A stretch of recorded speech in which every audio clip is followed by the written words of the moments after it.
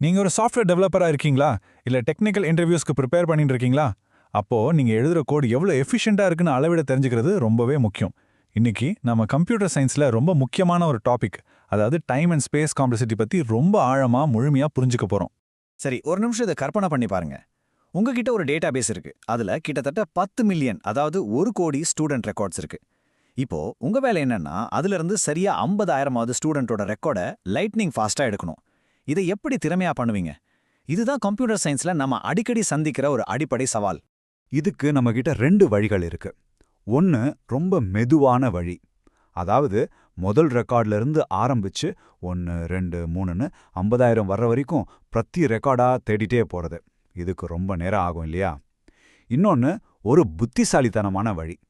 Search பண்ணாம நேரடியா அந்த 50,000வது ரெக்கார்டுக்கு ஜம்ப் பண்றது. அது எப்படி முடியும்? அந்த ஸ்மார்ட் வேக்கு பின்னாடி இருக்கிற ரகசியம் தான் அரே இண்டெக்ஸிங். நம்மள நிறைய பேர் அரேயை தினமும் யூஸ் பண்றோம், ஆனா அது எப்படி இவ்ளோ வேகமா வேலை செய்யுதுன்னு நம்ம யோசிச்சிருக்க மாட்டோம். வாங்க பார்க்கலாம். இங்க தான் அரேயோட உண்மையான சூப்பர் பவர் இருக்கு. நீங்க array அப்படின்னு சொல்லும்போது கம்ப்யூட்டர் போய் ஒவ்வொரு எலமெண்டா தேடாது.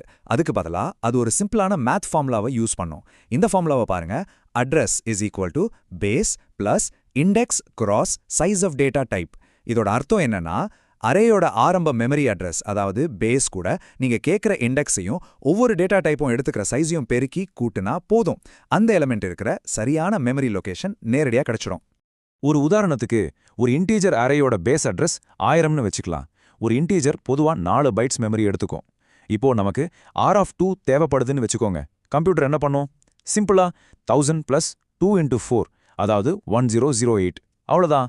அதை நேரடியா 1008ங்கிற மெமரி அட்ரஸ்க்கு ஜம்ப் பண்ணிடும். இங்க தேடுற வேலைக்கே இடமில்ல. இத இன்னும் சுலபமா புரிஞ்சுக்கணும்னா, ஒரு பெரிய அபார்ட்மெண்ட் பில்டிங்கு போறதா நினைச்சுக்கோங்க. உங்களுக்கு ரூம் நம்பர் 205க்கு போகணும்னா நீங்க என்ன பண்ணுவீங்க? ஒவ்வொரு ரூமா தட்டி கேட்டுட்டு போக மாட்டீங்க இல்லையா? நேரடியா 205 எங்க இருக்கோ அங்க போயிடுவீங்க. அரே இண்டெக்ஸிங்கும் கிட்டத்தட்ட இப்படி தான் வேலை செய்யுது. இந்த மாதிரி நேரடியா கணக்கு போட்டு கண்டுபிடிக்கிற முறைக்கு கம்ப்யூட்டர் சயின்ஸ்ல இருக்கிற டெக்னிக்கல் டேர்ம் தான் O(1), அதாவது கான்ஸ்டன்ட் டைம். இதுல இருக்கிற ஒரு ஆச்சரியமான விஷயம் என்னன்னா, அந்த அரேல 10 எலிமெண்ட்ஸ் இருந்தாலும் சரி, இல்ல 10 மில்லியன் எலிமெண்ட்ஸ் இருந்தாலும் சரி, ஒரு எலிமெண்ட்டை எடுக்க ஒரே நேரம் தான் ஆகும். ஏன்னா நம்ம சர்ச் பண்ணல, கால்குலேட் பண்ணி ஜம்ப் பண்றோம். ஓகே, O(1)னா என்னன்னு இப்போ நமக்கு ஒரு ஐடியா கிடைச்சிருச்சு. இப்போ இந்த ஒரு தாரணையை வச்சு எந்த ஒரு ஆல்கிரிதமோட வேகத்தையும் ஒரு ஸ்டாண்டர்டான முறையில் அளவிடுறது எப்படின்னு பார்க்கலாம். இந்த முறைக்கு பேர் தான் time complexity. So what is time complexity? இது நேரத்தை வினாடிகள் அளக்கிறது இல்ல. அதுக்கு பதிலா நாம கொடுக்குற இன்புட்டோட சைஸ், அதாவது எண், அதிகமாக அதிகமாக நம்ம கோடு செய்யற ஆபரேஷன்ஸோட எண்ணிக்கை